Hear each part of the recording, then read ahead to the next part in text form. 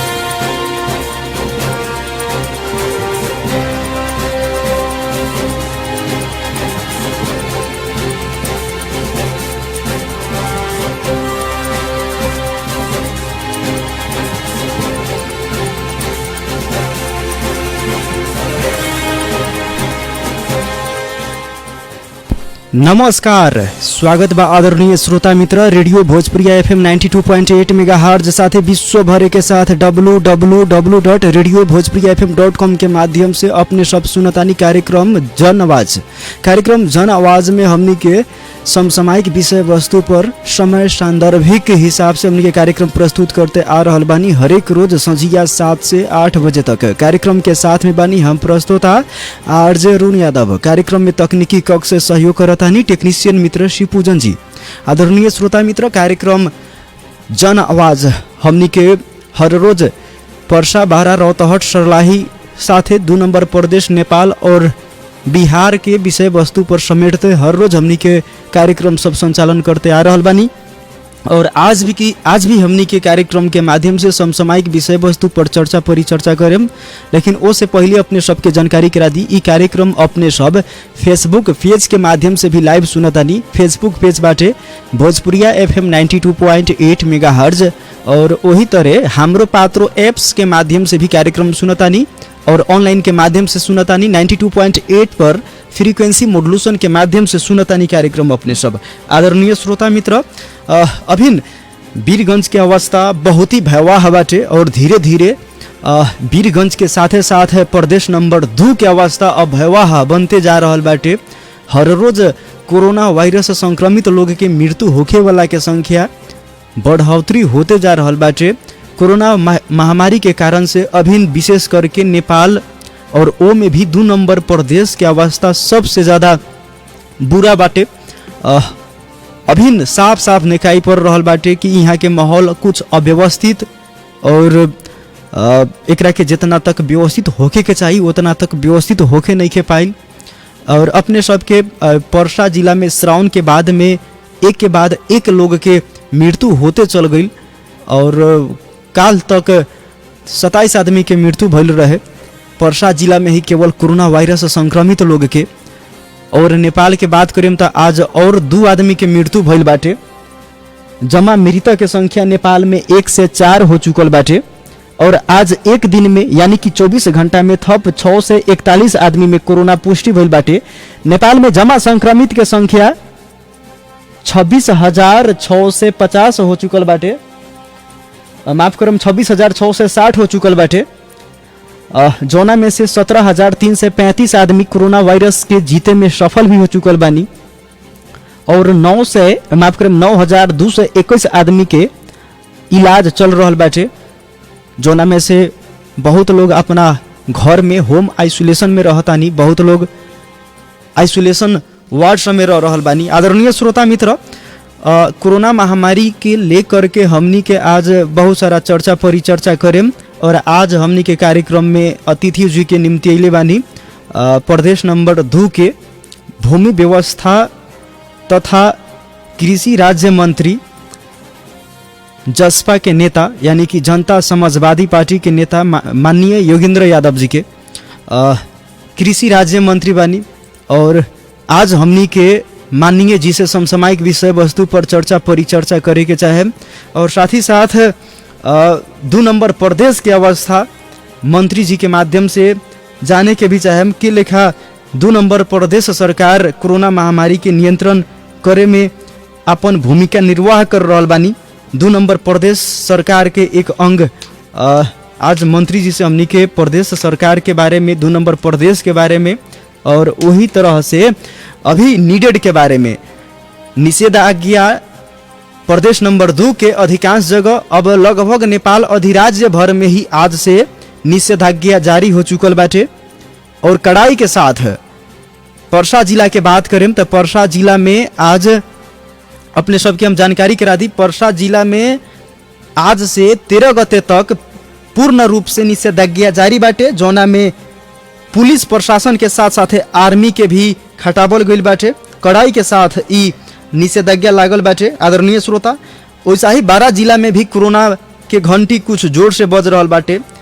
आज एक दिन में 65 आदमी में कोरोना पॉजिटिव केस 12 जिला में मिलल बाटे, जोना में से जीतपुर सिमरा में ही 36 आदमी बानी, महागढ़ी माई में 17 आदमी, करैया में 10 आदमी और कलैया में 2 आदमी कह के वहाँ के सीडीओ साहेब रुद्र प्रसाद पंडित जी हमनी के जानकारी करनी बानी।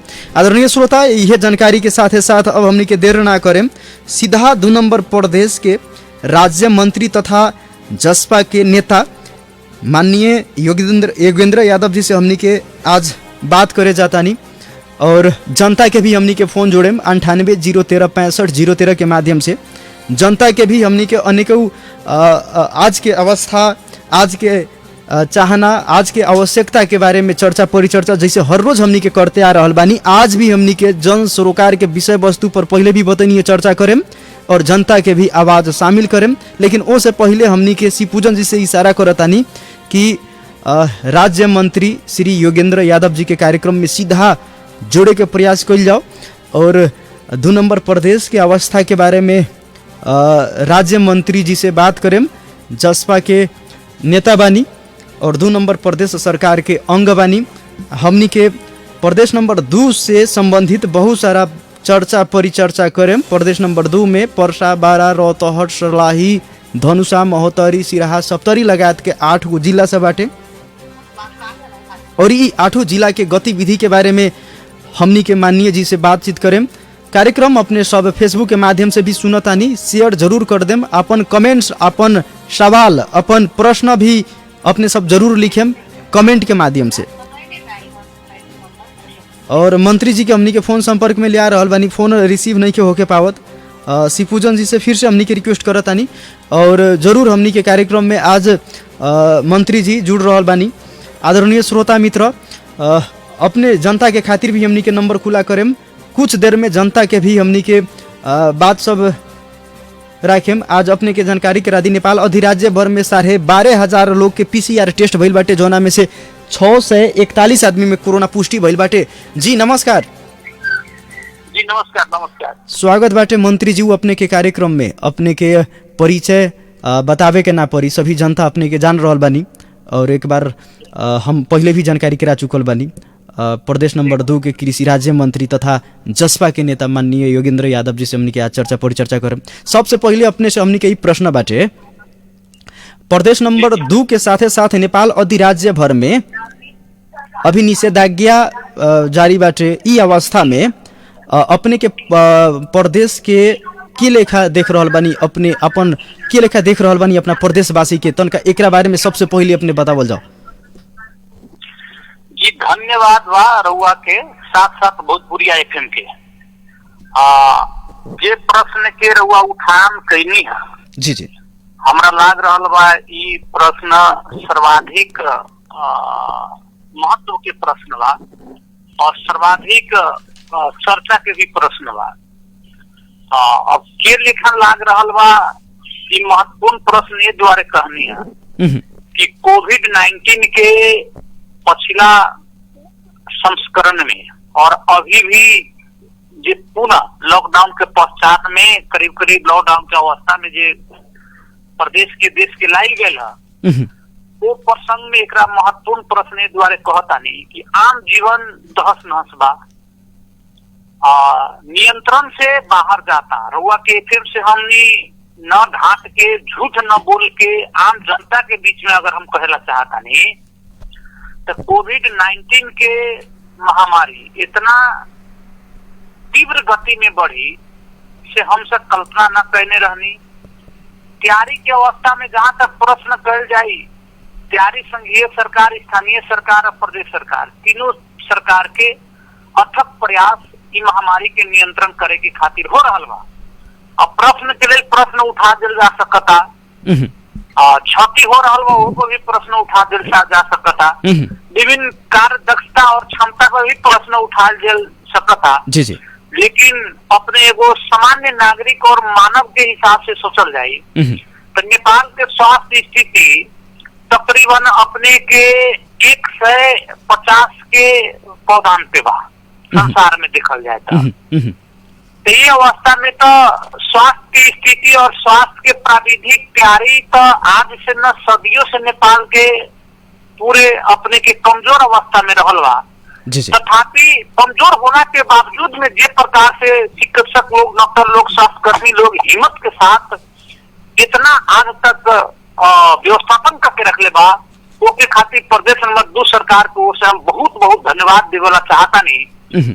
अपने के संपूर्ण स्वास्थ्य कर्मी लोग के, डॉक्टर, नर्स, प्राविधिक, स्वास्थ्य कर्मी या उनमें जो भी टीम में कटल बा उस सब लोग के बहुत बहुत धन्यवाद बा। संग संग प्रहरी के भी, सुरक्षा निकाय के भी इतना ज्यादा हमसे धन्यवाद देवला चाहता नहीं कि कमती में आज के दिन में अपन जान के जोखिम में रख के उ लोग सुरक्षा दे रहल बा। तो कौना ढंग से एकरा कह जाओ बहुत ठीक ठाक स्थिति नहीं के, एकरा दुखद बात बा, नियंत्रण से बाहर के परिस्थिति बा। अभी अपने से हम संवाद करित वक्त में नेपाल भर में आईसीयू में कोरोना से संक्रमित 100 लोग भरना भइल बा आईसीयू में। इना कोरोना से संक्रमित पॉजिटिव केस बहुत बा, लेकिन 100 गो एहन केस बा जे आईसीयू में रखल गेल बा। आईसीयू के अर्थ होकेला अंतिम अवस्था के बिगड़ल परिस्थिति, और वो में 6 गो के तो विशुद्ध रूप से अपने के वेंटिलेटर में रखल गई बा। मतलब जीवन के अंतिम सांस मशीन के द्वारा चलायल जा रहा बा।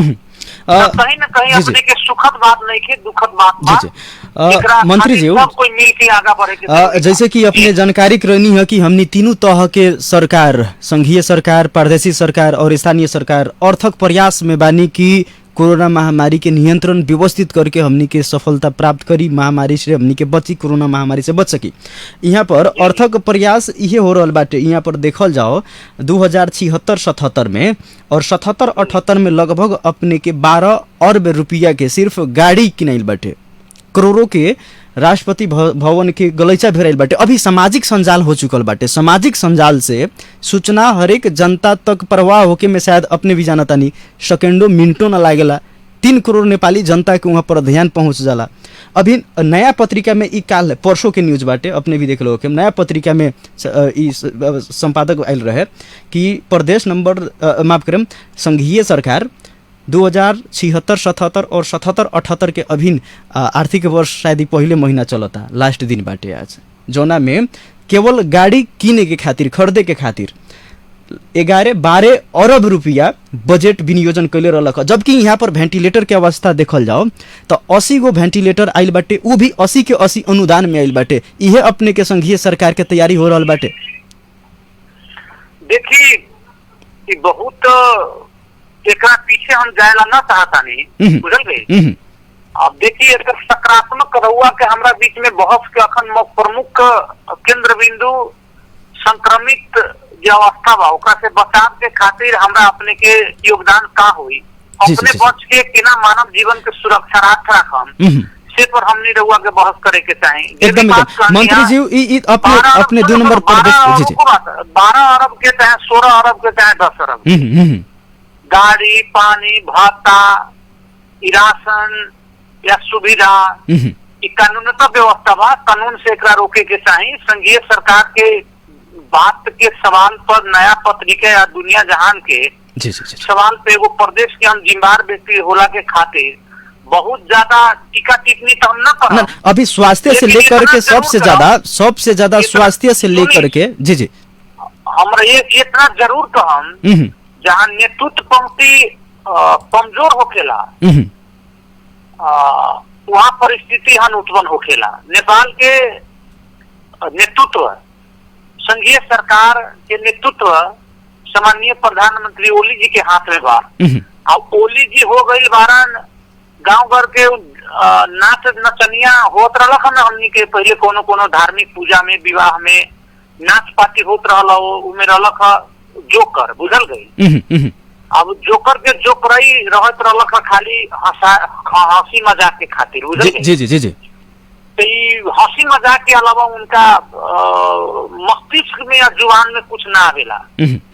और हमनियो भी अब देखी हो गई मानी कि हमनियो उनकर जब कोनो इंटरव्यू और कहीं मीडिया में आवेला तो हमनी के एक एगो चीज के दिमाग में रहेला कि आज कौन ढंग के हंसी मजाक वाला ये बात कही है।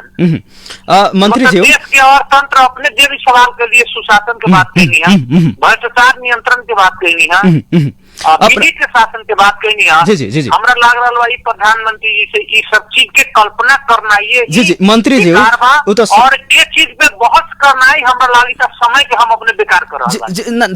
ठीक बाटे अपने संघीय सरकार के ऊपर जौन चीज दिखा रहल बानी लगभग सभी जनता जाना था कखा पखा यहाँ 2 नंबर प्रदेश के साथ सरकार प्रदेश नंबर 2 के जनता के साथ सदियों से होते आइल बाटे, कोनो नया बात नहीं के। अपने के आवाज फेसबुक के माध्यम से काफी जनता सुन रहल बानी और अपने के ऑनलाइन के माध्यम से 20 वर्ष सुन रौतहट वासी भी सुन रहल बानी। अभी हमनी के अपन सरकार बाटे 2 नंबर प्रदेश में मधेसी गठबंधन सरकार जोना में जी जी जी जी जसपा सरकार अभी तत्कालीन राजपा और समाजवादी संघीय समाजवादी अभी एकेगो पार्टी हो चुकल बाटे और मजबूत सरकार मधेसी जनता के अपन सरकार भइला के नाते 2076 के बात कइल जाओ 2 नंबर 76-77 में अपने के एगो रिपोर्ट हमनी के पास बाटे जोना में 54% बजट फ्रीज गइल बाटे 2 नंबर प्रदेश सरकार के। इमे प्रदेश नंबर 2 सरकार अपना जनता के साथ भीड़ तो यहाँ पर कखा पखा करल दिखाई पड़ रहा बाटे नु। देखू अपने जे बात करनी ने 54% बजट हमनी ना खर्च करे सकनी एकरा अपने स्वाभाविक प्रक्रिया में ले जाए कि कोनो आश्चर्यजनक बात नहीं के तर्क लेके के खातिर तर्क बनावे के बाद दल के मनोविज्ञान बोके दल के लेल दल के भाषा बोले के बाद अपन स्वार्थ के खातिर अपन स्वार्थ के भाषा बोले के बाद हमरा इन्हें कहूँ कहे के नहीं के, लेकिन निष्पक्ष निस्वार्थ और तटस्थ विश्लेषण करे के अगर हम न्यूनतम मापदंड के बात करें जी जी जी तो 54% के पश्चात 40% हमने खर्च कर लेनी वो बहुत कहने वाली विषम परिस्थिति के चलते। अब विषम परिस्थिति कथी बात से सुन ली खाली अपने के क्या होकला लोग के ताल जो होकल ना नगारा पर कहल जाले अपना समय चूतर पर बड़ा जल्दी से ताल बजेला बुझल गई। जी जी जी जी यही तो जनता के आम सर्वसाधारण जनता के प्रश्न बाटे सर। जनता के अलावा भी बहुत बहुत दलीय लोग भी सचेत लोग के भी प्रश्न बा कहे में सहज बा 40% हमने खर्च कर लेतानी ना हम समझे तानी कि बहुत हमने खर्च कर लेनी ये द्वारा खर्च कर लेनी कि खर्च के करियन खर्च मंत्री लाल बाबू राउत जी न करियन। लाल बाबू राउत जी नीति बनवैहन विनियोजन के आर्थिक बजट के, लेकिन कार्यान्वयन के सबसे उत्तम माध्यम और स्वीकार युक्त कानूनतम माध्यम कर्मचारी तंत्र बा और अपने के माध्यम से हम जानकारी देवेला चाहता नहीं ये कर्मचारी तंत्र के माध्यम से ही बजट विनियोजित बजट के खर्च के प्रावधान बा पूर्ण रूप से कर्मचारी तंत्र प्रदेश सरकार के नियंत्रण और निर्देशन से विशुद्ध रूप से बाहर बा संघीय सरकार के पूरे नियंत्रण में बा। अपने कहता नहीं हम जे मंत्रालय में बानी कृषि मंत्रालय में महज 2 वर्ष भइल 7वां सचिव के साथ हम काम करता नहीं सुन ली 6ठा सचिव मतलब अपने के 2 वर्ष के कार्यकाल में 6 गो सचिव लोग के सरुआ हो गई। बिल्कुल आई अपने के जाने के पर सरुआ करे के अधिकार लाल बाबू राउत के नहीं खे सरकार जी करलन सिंह दरबार पे बैठ के हमने के मालूम ना होखेला सुबह में बानो होकल जी आज फल्ला सचिव जी बारन और शाम में ही होखेला कि सचिव जी एयरपोर्ट जनकपुर में चल गलन काठमांडू के खातिर अब दोसर लोग आवतारन परिस्थिति की बा मुख्य सचिव के उहे हाल बा मन होके लेता रहेला ना तो अपन रास्ता नाप देवेला बीच में तो यहाँ परिस्थिति हो गई 76-77 के बात करता नहीं वो परिस्थिति में तो आयल सचिव जी मुख्यमंत्री सब सरकारे के बिना कह के भाग लन बढ़ती बात में और सचिव से बुला लेलन और उनको से धाक धमकी दिखा देला एक बेर कर लेलन। यानी कि अपने के जवाब से ई प्रश्न हो रहल बाटे कि 2 नंबर प्रदेश के बजट के विनियोजन करे में संघीय सरकार एगो बाधक बन के कहीं ना कहीं से भूमिका यहाँ पर निर्वाह कर रहा तो हम ये सब करीले खर्च के जो प्रक्रियागत बात होखेला ओमे कर्मचारी तंत्र के असहयोग बुझली और सिंह दरबार के देखे के नजरिया जनकपुर के मधेश भवन के यानी कि चुरोट कारखाना के ऊपर पूर्ण रूप से विभेद पूर्ण बा ये द्वारा विभेद पूर्ण बा मंत्री जी कि 7 गो प्रदेश में से 6 गो प्रदेश में केंद्र में रहे वाला प्रधानमंत्री के दल के मुख्यमंत्री परिषद बा सरकार बा अब ई विभेद वाला बात जोन बाटे मंत्री जी ई कोनो नया बात नहीं है सदियों से विभेद होते आ रहल बाटे। अपने के हम पहले भी जानकारी करनी है कि 2 नंबर प्रदेश के सौतेली व्यवहार आज से न बहुत पहले से होते आ रहल बाटे। अब एक समाधान काथी बाटे अब तो मधेसी जनता सीधा बात कहता जी। नहीं कि कोरोना के से पूर्व में हम सब करीब एगो संघीय व्यवस्था के टिकावे के खातिर थोड़ी हमने सैद्धांतिक भी बात करी। संघीय व्यवस्था के टिकावे के खातिर मूलतः 3टा महत्वपूर्ण बात होखेला। एक महत्वपूर्ण बात कर्मचारी यानी कि ब्यूरोक्रेसी मातहत में होना ही जरूरी बा। दूसर प्रशासनिक और सुरक्षा निकाय के निर्देशन और कार्य करे के पूरे अधिकार प्रदेश सरकार के होके जरूरी होखले। तेसर बात होखले अपने के अर्थव्यवस्था के समुचित विनियोजन बांट फाट के हिस्सेदार। ये अगर तीनों चीज में हमने के पकड़ नहीं थे या अपना अधिकार में नहीं थे तो संघीय सरकार या कोनो भी सरकार के संचालन में हमारा न लग रहा है एगो व्यक्ति पूर्ण रूप से सफल हो। तीनों के अभाव बा। हमने लॉकडाउन से पहले तीनों के पूर्ति के खातिर हमने से अभ्यास के भरमगदूत प्रयास कैले रहनी है। प्रादेशिक लोक सेवा के द्वारा हमसे सोचने रहनी कि कर्मचारी के नया भरना करके अपना प्रादेशिक सरकार के मातहत में रहल कर्मचारी के द्वारा मंत्रालय के संचालन करवाई। प्रहरी समायोजन के पश्चात प्रहरी जिला प्रशासन सीडीओ कार्यालय एसपी इस सब के प्रादेशिक सरकार के आंतरिक मंत्रालय के अंदर में अला के पश्चात अपना ढंग से काम करवाई और कर संकलन के दायरा में तीव्रता लाके प्रादेशिक आर्थिक मामला मंत्रालय के द्वारा ठोस योजना लाई। तीनों चीज में हमनी करीब करीब आज के दिन में सोच के मुताबिक हमनी करे ना सकल। जी बहुत बढ़िया। कोरोना कोविड के प्रभाव और कोविड में थोड़ा भी नियंत्रण हुआ था तो प्रदेश सरकार नीतिगत ढंग से तीनों चीज के समुचित व्यवस्थापन करके कोली सरकार के दंता के प्रभाव के न्यून करके मध्य प्रदेश नंबर 2 के जनता के चाहना के मुताबिक एक कार्यान्वयन के खातिर हमसे आगे बढ़े के दिल संकल्पित मंत्री जी अब अपने जी कोविड के कारण से बहुत ऐसन कार्य योजना सब प्रभावित बाटे, कार्यान्वयन ना होके सकल या लोक सेवा प्रादेशिक लोक सेवा के माध्यम से कर्मचारी सबके नियुक्ति के बात करो, सिफारिश के बात कल जाओ, ये सब चीज प्रभावित भइल कोविड-19 के कारण से। लेकिन कोविड-19 से बचे के खातिर बचाव के खातिर प्रदेश नंबर 2 सरकार 5 महीना के लॉकडाउन में निषेधाज्ञा के सिवा राहत के सिवा अगर दोसर कोनो काम से बाटे वेंटिलेटर सब उपलब्ध करावे के या प्रदेश स्तरीय कोविड अस्पताल संचालन करे के या आइसोलेशन प्रदेश स्तरीय आइसोलेशन सबके संचालन करे के निर्माण करे के ई सब काम करे से काहे चुक गई अपने के प्रदेश 2 सरकार? जी ना हम चुकल न बानी रउआ के हम प्रश्नता के साथ कहेला चाहता नहीं। प्रदेश सरकार कहीं नहीं के कहूँ नहीं के चुकल। क्षमता और अर्थ के मुताबिक और जनशक्ति के मुताबिक isolation, quarantine, ventilator, PCR machine के द्वारा परीक्षण की पूर्णता न कैला के बावजूद भी निरंतरता के ओर हमने आगे बढ़ल बारी। रउआ के पहले भी जानकारी करा दी, प्रदेश सरकार के ही निर्णय और नीति के तहत आज के दिन में 3 जगह में पीसीआर टेस्ट हो रहा है प्रदेश में। संभवतः कोनो प्रदेश में इतना ज्यादा मात्रा में पीसीआर टेस्ट ना हुई था। हमने तुलनात्मक अध्ययन करे के पड़ल। खाली दोष के लिए दोष कहना बहुत बड़ी बात नहीं थी।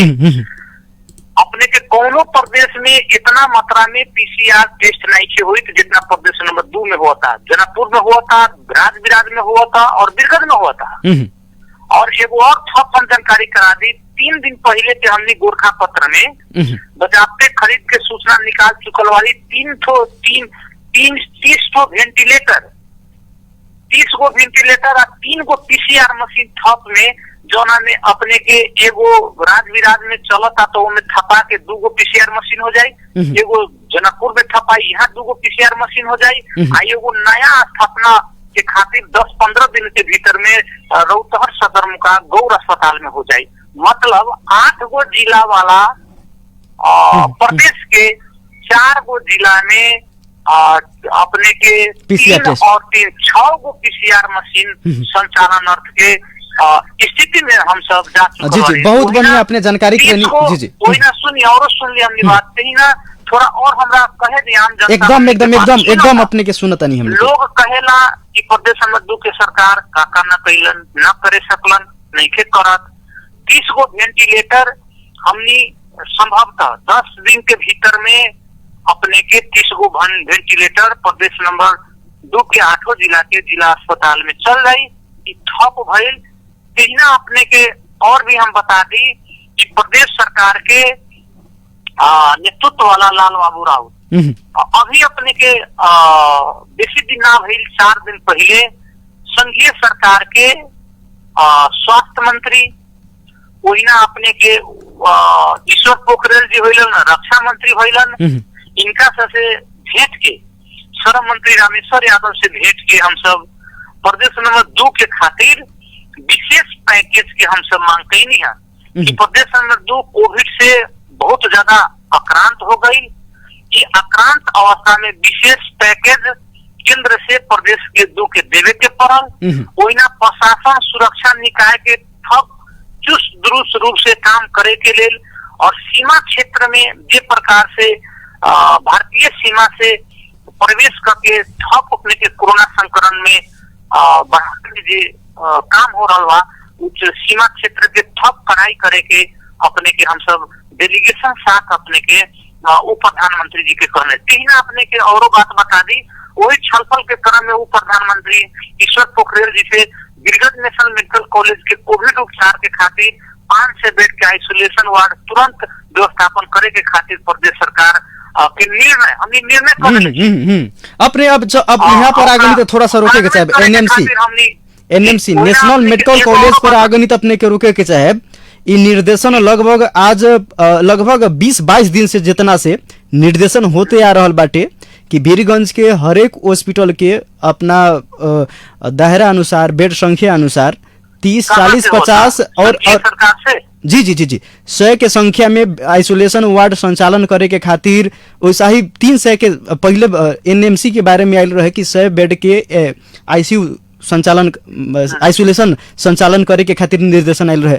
कुछ दिन के बाद में लगभग आज से 15 दिन पहले जितना पहले 300 बेड के आइसोलेशन संचालन करे के खातिर एनएमसी नेशनल मेडिकल कॉलेज के निर्देशन दिया गए रहे।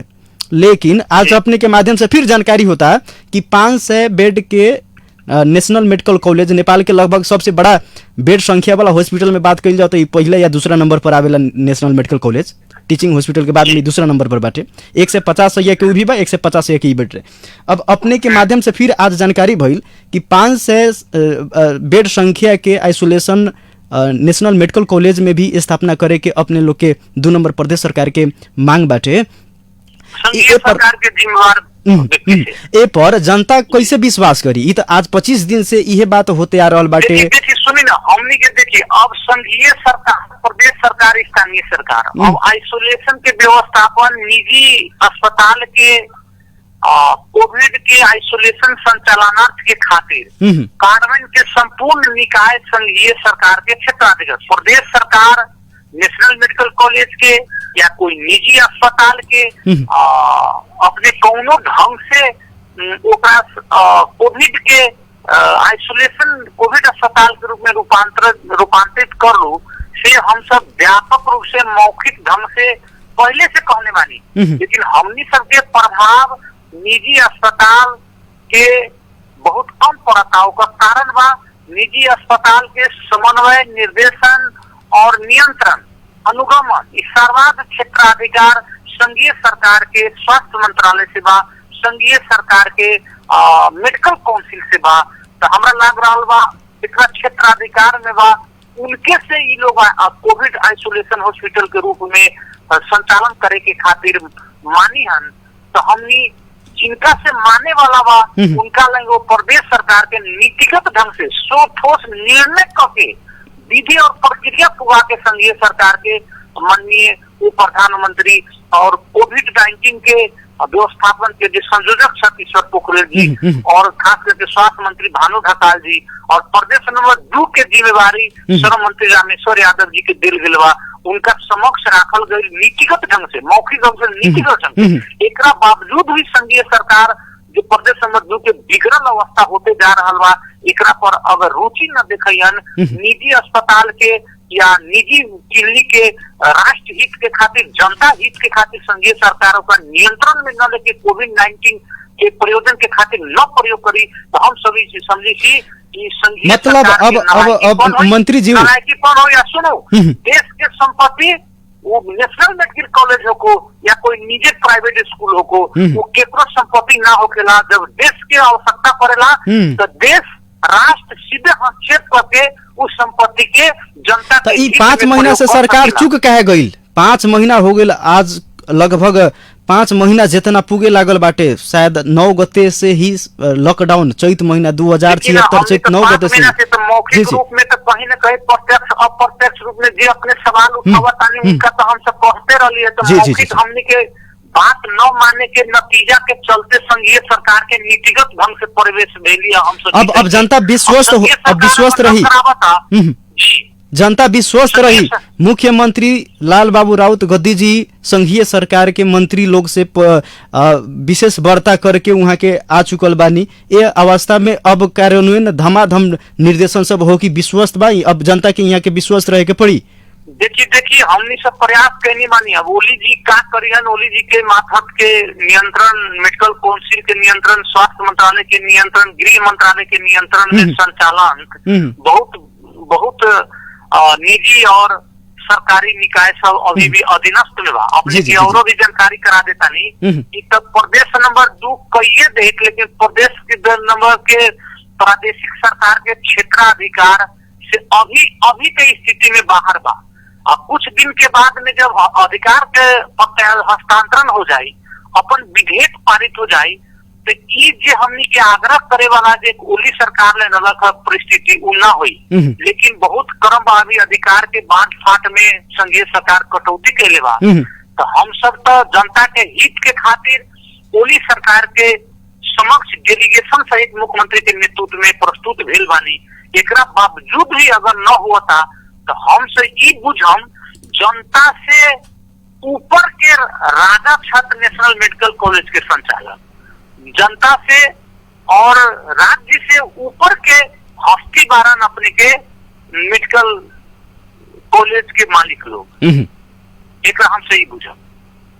अच्छा, अपने के जैसे कि निर्देशन के बात हो रहल बाटे, अपने के रौतहट जिला में काल फिर एगो बच्चा के मृत्यु भेल बाटे। जी काल एक और बच्चा का, हाँ हेलो हेलो हेलो आदरणीय श्रोता मित्र, अपने सब भोजपुरिया FM 92.8 मेगाहर्ट्ज के माध्यम से कार्यक्रम सुनतानी। और आज कार्यक्रम में हमनी के अतिथि जी बानी। अपने सबके जानकारी हो कि रौतहट जिला में काफी लोकप्रियता बाटे मंत्री जी के। प्रदेश नंबर 2 के कृषि राज्य मंत्री जसपा के नेता योगेंद्र यादव जी से हमनी के बातचीत करतानी 2 नंबर प्रदेश के समसामयिक विषय वस्तु पर। अभी कुछ हमनी के प्रश्न सब बाटे, लगभग 10-11 मिनट जितना और भी हमनी के कार्यक्रम के साथ में रहे मंत्री जी से। अभी लगभग 10 मिनट जितना हमनी के और भी प्रश्न सब बाटे, कुछ कृषि से संबंधित प्रश्न भी। आदरणीय श्रोता, काफ़ी चर्चा में रहल, काफ़ी युवा और कम समय में अधिक लोकप्रियता कमाए में सफल एगो व्यक्तित्व बानी योगेंद्र यादव जी। लेकिन प्रदेश नंबर 2 के जनता के खातिर आखिर काहे चुप बाटे, मौन बाटे तीनों तह के सरकार पर, विशेष करके वीरगंज के जनता के आज भूखे बाटे। यहाँ के जनता आज अपने सबके जानकारी हो कि ई श्रावण महीना के बाद में 10 गते से जो निषेधाज्ञा लागल, उ निषेधाज्ञा अब 13 गते तक बढ़ के चल गई। और अभी तक निषेधाज्ञा के समय की अगर बात करें तो 22-23 दिन जितना हो गई। 22-23 दिन में यहाँ के जनता गरीब तथा अति विपन्न दैनिक ज्याला करके परिवार चलाए वाला दलित लोग के क्या अवस्था हो सकता, एकरा प्रति आखिर केहू के काहे नहीं के ध्यान पहुंचल। अभी तक 1 किलो चावल तक भी कोनो भी नेतृत्व करता लोग ऐसा गरीब लोग के खातिर अति विपन्न, आर्थिक रूप से बहुत ही विपन्न, अति विपन्न जेकरा कहल जाला। और दोसर बात, दोसर अपने सबके हम जानकारी करा दी, यहाँ पर ठेला चलाए वाला, रिक्शा चलाए वाला, दैनिक ज्याला मेहनत मजदूरी करके परिवार चलाए वाला लोग के संख्या के बात करें तो बहुत ज़्यादा बाटे। लगभग 40% जितना वीरगंज महानगर पालिका के जनता, 30-40% जितना अपने के दैनिक ज्याला करके मजदूरी करके सुबह कमाएला तो सांझ के चूल्हा चौकी चलेला, वैसन परिवार वाला संख्या के बात करें तो काफ़ी बाटे। 40% के हाराहारी वहाँ लोग के क्या अवस्था बाटे, क्या हाल बाटे, आखिर इन लोग के समाचार पूछे के खातिर केहू माई बाप आज काहे नहीं खे लौकत, केहू राजनीति दल, केहू नेतृत्व करता काहे नहीं खी दिखाई देत। आदरणीय श्रोता, अभी हमनी के मंत्री जी के फोन लगा रहल बानी लेकिन फोन नहीं खी लागे पावत, वहाँ के मोबाइल में नेटवर्क के प्रॉब्लम हो सकता। प्रदेश नंबर 2 के कृषि राज्य मंत्री, काफ़ी लोकप्रियता बाटे मंत्री जी के रौतहट जिला में, रौतहट जिला वासी भी बानी और बहुत कम एज में, बहुत कम समय में काफ़ी लोकप्रियता कमाए में सफल बानी, युवा नेता बानी जसपा के। और 2 नंबर प्रदेश के अंग कृषि राज्य मंत्री बानी। मंत्री जी से हमनी के अभी बात करे के दौरान ही फोन कट गई बाटे और आवाज़ कट कट के सुनाई पड़त रहे, जेकरा कारण से फोन कटे के संकेत हमनी के महसूस कर सकता, नहीं नेटवर्क प्रॉब्लम हो सकता। और हमनी के फिर से जोड़े के प्रयास कर रहल बानी। अभी जानकारी भइल है 10 दिन के भीतर में 2 नंबर प्रदेश में 30 गो वेंटिलेटर और 3 गो PCR मशीन, जौना में गौरवासी के खातिर भी मंत्री जी के फोन हमनी के कार्यक्रम में प्राप्त हो रहल बाटे, कह के सी पूजन जी सारा करतानी, काफ़ी लोकप्रियता बाटे। 2 नंबर अपने के मंत्री जी के निवास के होम टाउन के बात करें तो रौतहट जिला, रौतहट में काफ़ी चर्चित बानी, काफ़ी लोकप्रियता बाटे। कम समय में जनता में एगो कहीं ना कहीं से मंत्री जी के लोकप्रियता उच्च भइला के कारण से हमनी के आज कार्यक्रम में 2 नंबर प्रदेश के समेट के बात करम और साथ ही साथ रौतहट जिला के बारे में भी बात करें कार्यक्रम में।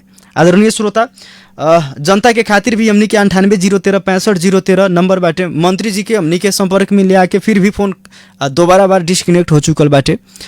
काफ़ी जनता भी कार्यक्रम सुन रहल बानी फेसबुक ऑनलाइन के माध्यम से, फेसबुक के माध्यम से, और वहाँ लोग के प्रश्न सभी बाटे, जनता के भी प्रश्न हमनी के कुछ समेटे के प्रयास करें कार्यक्रम के माध्यम से।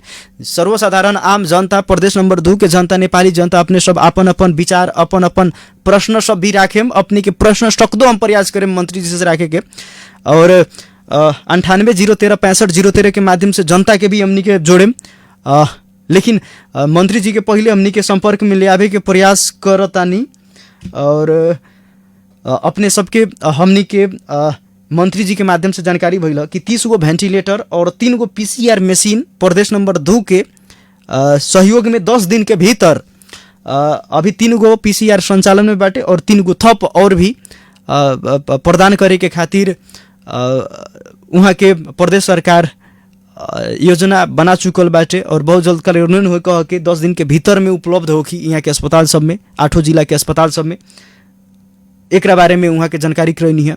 आदरणीय श्रोता, कार्यक्रम के समय बहुत ही कम बाटे हमनी के लगे, मंत्री जी के हमनी के फ़ोन करतानी लेकिन फ़ोन नहीं खे कॉन्टेक्ट होके पावत, शायद नेटवर्क प्रॉब्लम भइला के कारण से। एक बार मंत्री जी के नंबर से भी फ़ोन आयल रहलक हमनी के कार्यक्रम में, लेकिन फ़ोन रिसीव करी करी तबले फ़ोन डिस्कनेक्ट हो चुकल बाटे। आखिर नेटवर्क वजह बाटे कि काथी हो सकता हमनी के अनुमान नहीं लगा सकत। फिर भी सी पूजन जी प्रयास करी अपने मंत्री जी के एक बार फिर से जोड़े के। जनता के बहुत सारा प्रश्न सब बाटे, कृषि संबंधी कुछ प्रश्न सब बा, कृषि संबंधी प्रश्न सब के भी जी फोन मंत्री जी खुद से करके हमनी के साथ जुड़ रहल बानी। जी स्वागत बाटे मंत्री जी अपने के। जी धन्यवाद धन्यवाद। जी जी दोबारा हमनी के हाँ हेलो। टावर के डिस्टर्ब के चलते रहुआ के हमरा बीच संवाद कट गई। जी जी जी जी जी जी जी कहल जाए। जी जैसे कि अपने जानकारी करनी है कि 10 दिन के भीतर में 30 गो वेंटिलेटर और 3 गो PCR मशीन हमनी के 2 नंबर प्रदेश के जनता के खातिर प्रदेश सरकार उपलब्ध करा रहल बाटे। जी लगभग ई PCR मशीन के अगर बात कल जाओ तो रौतहट जिला में भी वहाँ के जनता के हमनी के स्टेटस सब पढ़ रहल बानी फेसबुक के माध्यम से। अब वहाँ पर भी युवा जमात लोग चंदा संकलन करे के अभियान संचालन कर रहल बानी। कितना छिटो छड़ी तो PCR मशीन अपने के रौतहट जिला अस्पताल में भी लागू हो कि कह के विश्वस्त रही रौतहट वासी जनता। काफी जनता सुनता नहीं अपने के रौतहट के। देखिए अब युवा लोग PCR मशीने के खातिर पैसा संकलन करता तो ये और अच्छा बात बा। एगो के बदला में 2 गो हो जाए, 3 गो स्थापना हो जाए से और अच्छा हुई। लेकिन PCR मशीन स्थापना करनाई और परीक्षण टेस्ट करनाई सामान्य प्रयोगशाला लेकिन नहीं थे, ये आधुनिक और उच्च स्तर के प्रविधि बा। एकरा खातिर अपने के PCR मशीन चाहिए, दक्ष जनशक्ति वाला माइक्रोबायोलॉजिस्ट चाहिए और उच्च स्तर के PCR प्रयोगशाला चाहिए। जी जी। तो प्रदेश सरकार के मातहत में जिला अस्पताल गौर बा और जिला अस्पताल गौर में आजे से पीसीआर मशीन अगर सब चीज ठीक ठाक रहलक तो 10 दिन के भीतर में रौतहट के खातिर 15 दिन के भीतर में रौतहट के खातिर पीसीआर मशीन और प्रदेश सरकार के केंद्रीय प्रादेशिक प्रयोगशाला के दक्ष जनशक्ति के द्वारा अपने के गौर जिला अस्पताल में आज से प्रयोगशाला निर्माण के काम शुरू हो गई है। आज के जिला सीडीओ कार्यालय से सीडीओ से हमरा संवाद भइल रहलक, डॉक्टर से संवाद भइल रहलक, काम शुरू हो गई बने के 10-15 दिन में वो भी काम प्रयोगशाला निर्माण हो जाई और इन्हीं 5 दिन के पहले जे सार्वजनिक सूचना मात्र खरीद करे के जे गोरखा पत्र में प्रकाशन कैल गेल बा ओकरा छोट रास्ता से चीने के नियम नीति लेल गेल बा। तो हमरा लागता बहुत जल्दी से जल्दी अपने के प्रदेश 2 नंबर सरकार के नियंत्रण निर्देशन और संचालन में रौतहट सदर मुकाम गौर अस्पताल में अपने के पीसीआर मशीन शुरू हुई। एकरा खातिर हम रौतहट हम गृह जिला होला के खातिर 2 महीना पहले बहुत ही कस के संघर्ष करके धनुषा के जनकपुर, सप्तरी के राजविराज और परसा के बिरगज में संचालन के अलावा ठप पीसीआर टेस्ट रौतहट के सदर मुकाम गौर में होए के परी से विधिवत रूप से मंत्री परिषद से निर्णय करायल गई एजेंडा बा अपने रौतहट के गौर में। जी अभी व्यक्तिगत तौर पे लाल बाबू राउत के मंत्री परिषद में व्यापक संघर्ष और पहल कदमी से मंत्री परिषद से निर्णय करवाने वाली 2 महीना पहले ओकर परिणाम स्वरूप अपने के संभवतः बहुत कमे दिन में रौतहट के भी इस सेवा से लाभ होए के संभावना बढ़ गई बा। हम अभी तक इतने कहम, बाकी लोग जे भी कर रहल छ अच्छा बात बा। एगो के बाद में 2 गो हो जाए 3 गो हो जाए और महत्वपूर्ण पक्ष बा मंत्री जी संचालन होना ही महत्वपूर्ण। जैसे कि अपने 2 महीना पहले जानकारी करावतानी अभी चर्चा में जैसे कि रौतहट जिला के प्रमुख जिला अधिकारी इंद्रदेव यादव जी आज से 3 दिन पहले पदभार ग्रहण कैनी। ओकरा बाद में ई चर्चा में आयल कि रौतहट जिला के सभी स्थानीय प्रदेश सभा सदस्य लोग के 5-5 लाख रुपया, संघीय सरकार के प्रतिनिधि लोग के प्रतिनिधि सभा सदस्य लोग के 10 लाख रुपया, ओकरा बाद में ओकरा बाद में स्थानीय तह के भी 5-5 लाख रुपया जितना आर्थिक संकलन करके सहयोग में आर्थिक संकलन करके पीसीआर मशीन किने के खातिर आगे बात बढ़ता कह के इस सब समाचार में अब आवे लागल बाटे। आज से 3 दिन पहले के बात बाटे, एकरा बारे में अपने के कितना के जानकारी बाटे?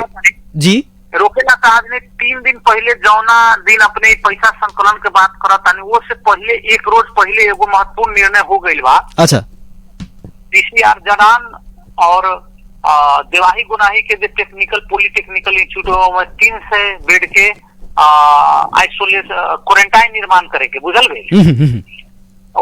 जे अपने के स्थानीय तह के और प्रदेश सभा संघीय सांसद के द्वारा जे कोविड नियंत्रण के खातिर जे 55 लाख या जे लाख रुपया के निर्णय के उससे 1 दिन पहले हम स्वयं सीडीओ साहब के ई बात आग्रह करके सुरक्षा परिषद से निर्णय करवाने वाली और उनमें ओकरा बाद में स्थानीय तौर के भी साथी लोग के बैठक से दैविक प्रकोप के बैठक से जो निर्णय कल गया बा उनमें पीसीआर खरीद से भी ज्यादा पीसीआर संचालन क्वारंटाइन आइसोलेशन के संचालन के खातिर के निर्णय बा बुझल गई। अब इ निर्णय में नेतृत्वकर्ता बुद्धिजीवी समाज, सामाजिक अभियंता और प्रशासन लोग, राजनीतिक दल के कितना के समन्वय बाटे में?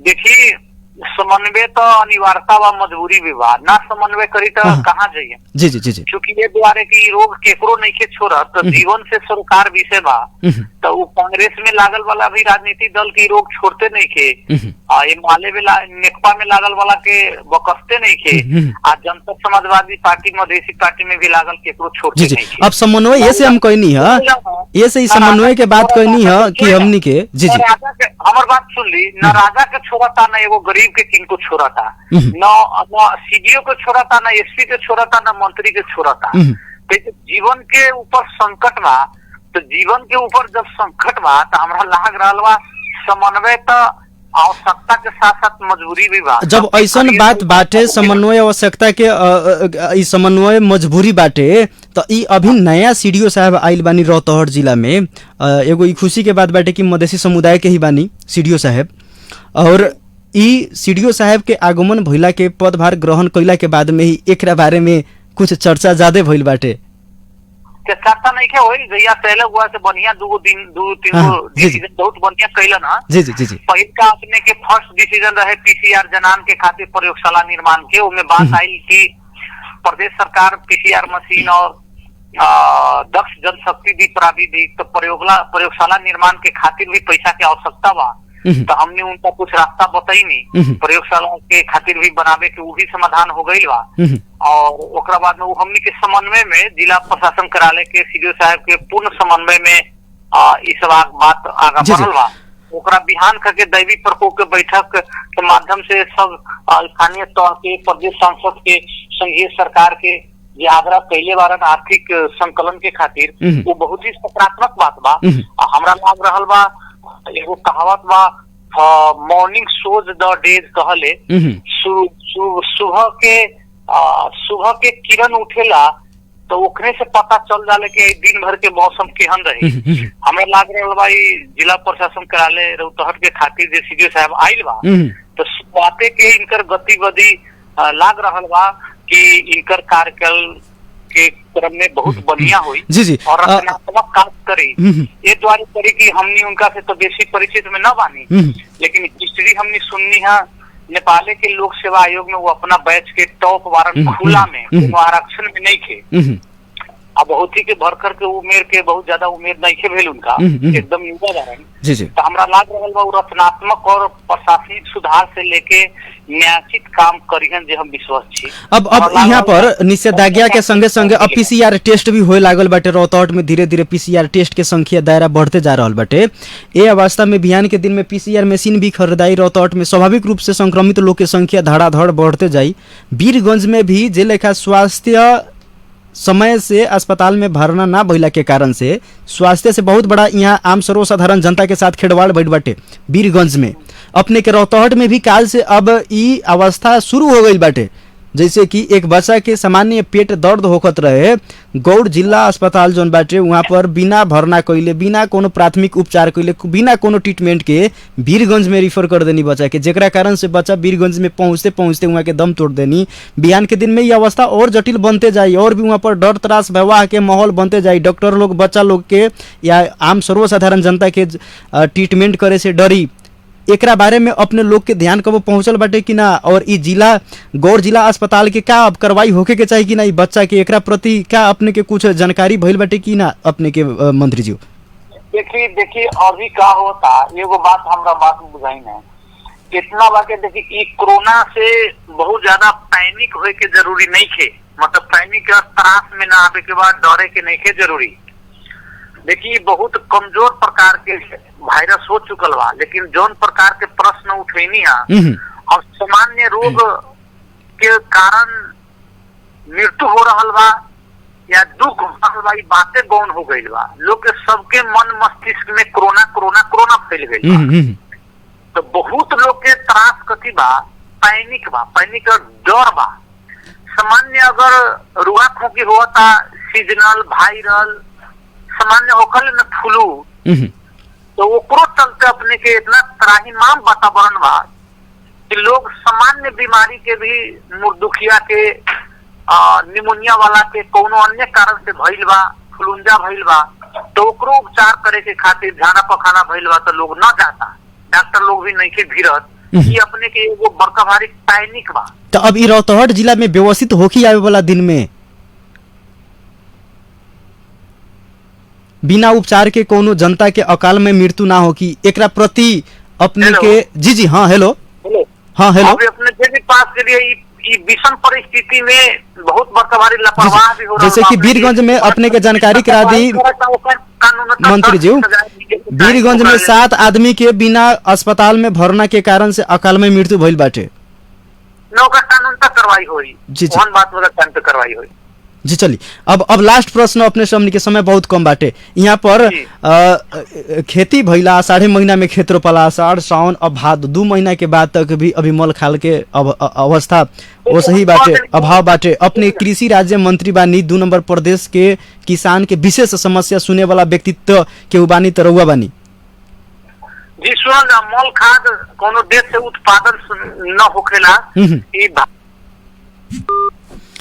फिर से फोन डिस्कनेक्ट हो चुकल बाटे मंत्री जी के आदरणीय श्रोता मित्र कार्यक्रम में भोजपुरी एफएम के कार्यक्रम हो और हमनी के अभी समय विशेष करके 1 घंटा तक जितना कार्यक्रम संचालन करते आ रहल बानी बिना विज्ञापन के साइड रखते हुए भी हमनी के कार्यक्रम जनता के आवश्यकता के विशेष प्राथमिकता जनता के नीडेड जनता के बचाव के खातिर हमनी के एक छोटा सा प्रयास हो रहल बाटे कार्यक्रम के माध्यम से और इम्पोर्टेंट प्रश्न इहे रहलक और ये लास्टे प्रश्न रहलक मंत्री जी से आदरणीय श्रोता नेटवर्क प्रॉब्लम भइला के कारण से कांटेक्ट टूट जाता और हमनी के शिवपूजन जी से इशारा बाटे हमनी के प्राविधिक से सहयोग करतानी शिवपूजन यादव जी और अब लास्ट में बानी हमनी के कार्यक्रम के यही से छूटे से पहले एक बार फिर से मंत्री जी के हमनी के जोड़े के चाहे अपने सबके जानकारी करा दी प्रदेश नंबर 2 के भूमि व्यवस्थापन तथा कृषि राज्य मंत्री जसपा के नेता माननीय योगेंद्र यादव जी बानी और योगेंद्र सर से हमनी के समसामयिक विषय वस्तु पर ही रह के परिचर्चा कर रहा बानी प्रदेश नंबर 2 नेपाल और विशेष रौतहट के भी समेटे के प्रयास करनी है आज के कार्यक्रम में समसामयिक विषय वस्तु पर जाने के प्रयास करनी है कार्यक्रम में केवल 3 मिनट हमनी के समय बाटे इम्पोर्टेंट नेपाल में 74% किसान बानी लगभग 80% के आंकड़ा में मानल जाला ओ में 2 नंबर प्रदेश कृषि प्रधान प्रदेश अगर 2 नंबर प्रदेश के बात करें तो हमनी के 2 पुस्ता आगे जाए हमनी के बाबूजी या दादाजी रउआ इंजीनियर होके या डॉक्टर होके में वकील होके नेता अभिनेता होके हमनी के 1 से 2 पुस्ता अगर ऊपर चढ़तानी तो अपने के पूर्वज किसान रहनी लगभग 100% के हाड़ाहाड़ी किसान बानी हमनी के प्रदेश नंबर 2 में ये चीज़ हमनी के माने के पड़ी और किसान के अवस्था बहुत ही दयनीय बाटे किसान के जीवन अस्त व्यस्त और हमनी के नेताजी के हमनी के फर्स्ट सवाल के हिसाब से जवाब आइल और वह जवाब के पूरा करते सवाल बनते अभी तक के 1 घंटा के समय लगभग हमनी के समाप्त हो चुकल बाटे कह के अपने सबके जानकारी करावे के चाहे लास्ट में एक बार फिर से प्रयास करी शिवपूजन जी मंत्री जी के जोड़े के खातिर और कार्यक्रम भोजपुरिया एफएम के माध्यम से सुनतानी अपने सब काफ़ी जनता हमनी के फेसबुक के माध्यम से कार्यक्रम सुनतानी ऑनलाइन के माध्यम से नेपाल अधिराज्य भर सुनतानी रेडियो के माध्यम से काफ़ी जनता भोजपुरिया एफएम के कार्यक्रम सुनेनी और कार्यक्रम में बहुत कम समय बाटे बहुत प्रयास कर रहा बानी हमनी के संपर्क में ले के मंत्री जी के लेकिन नेटवर्क प्रॉब्लम भइला के कारण से फोन नहीं खे लागे सकत फोन पूर्ण रूप से जाते नहीं खे शायद मंत्री जी ट्राई होने से करतानी कि ई भी हो सकताटे और हमनी के बहुत प्रयास कर रहा बानी शिवपूजन जी से इशारा हो रहा बाटे कि टेक्नीशियन मित्र से कि काफ़ी प्रयास भइला के बावजूद भी हमनी के कार्यक्रम में जुड़े नहीं के पावत काफ़ी श्रोता लोग के यहाँ पर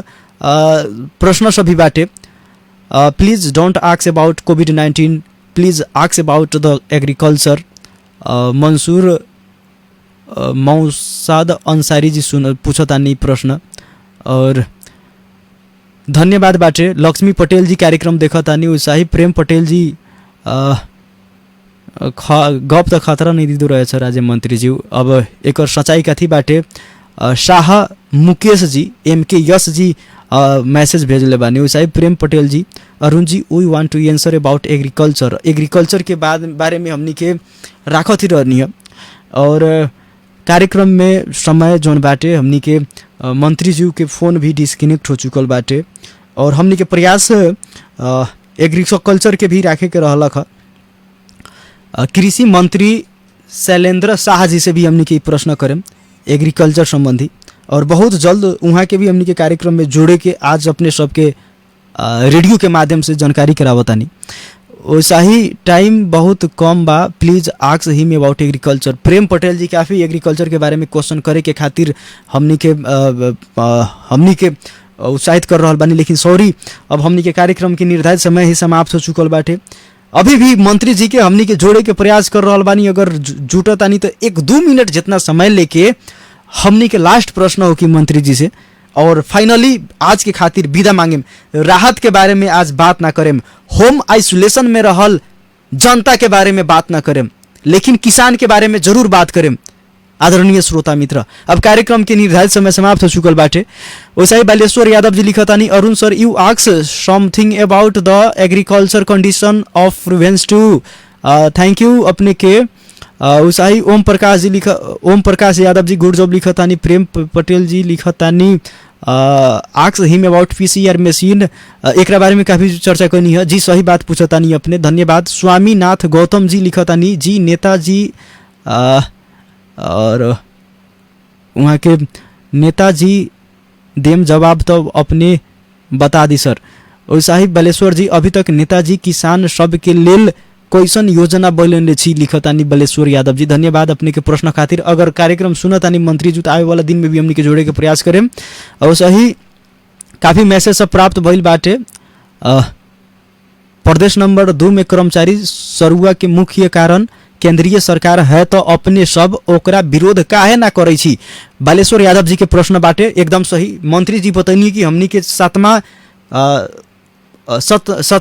उप सचिव सचिव के साथ हमनी के काम करतानी, तो वास्तव में विरोध करे के पड़ल। यदि प्रदेश सरकार के बात बिल्कुल मानत ही नहीं कि संघीय सरकार, तब राजीनामा दे सकतानी, सभी मंत्रालय मिल के सभी मंत्री मिल के दबाव दे सकतानी। ऐसा कहिला से शायद एक समाधान बाटे कि एकरा बारे में हमनी के चर्चा करे से पहले फोन डिस्कनेक्ट हो चुकल बटे। लवली शैलेंद्र कुमार जी रोहतहट से सुनतानी कहतानी, वहाँ के राजू चौरसिया जी भी सुनतानी काठमांडू से कार्यक्रम।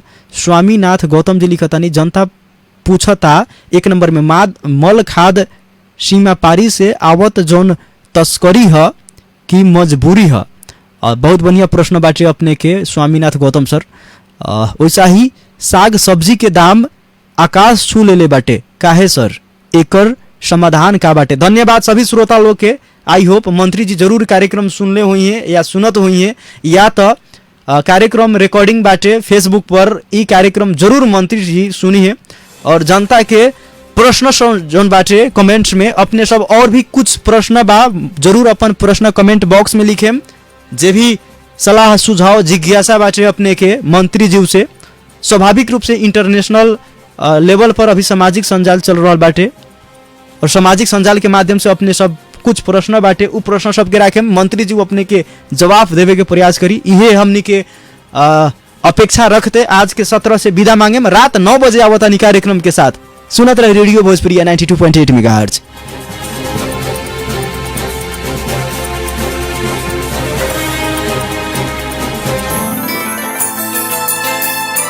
भोजपुरी आवाज, भोजपुरी संस्कृति और ये भोजपुरिया सबके शान। यह भोजपुरिया FM 92.8 मेगाहर्ट्ज। खूनदान ही जीवन दान है।